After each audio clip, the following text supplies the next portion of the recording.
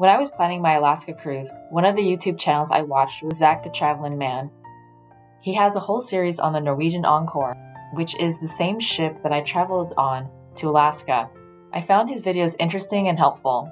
One of the pieces of advice that he shared in one of his videos is to spend some time outside on Deck 7, because there are not many people out there, so it's a good place to spend some quiet time viewing scenery.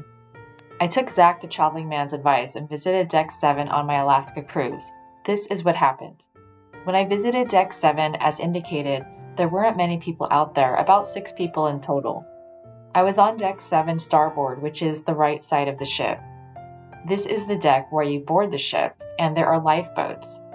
It's fun to see the lifeboats, and you can take a photo with them if you like. Deck 7 is not walkable the entire length of the ship, but there is a fairly long length of deck to walk, and get some steps in if you choose.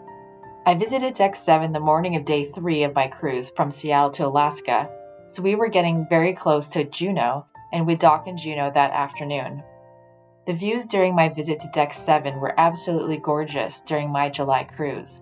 The ship wasn't traveling very fast at this point, and the ocean was very calm, like a pool. There were little ripples cascading from the ship, and snow-capped mountains in the distance.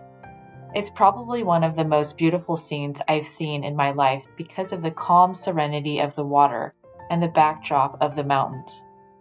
The sunshine was gorgeous, streaming over the lifeboats and the deck, and the sky was a beautiful blue.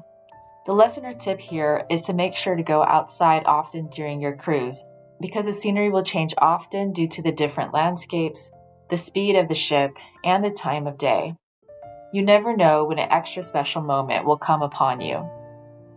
It's fun to see the changing landscapes of the inside passage from different parts of the ship and at different times, as well as wildlife including whales, sea otters, and more.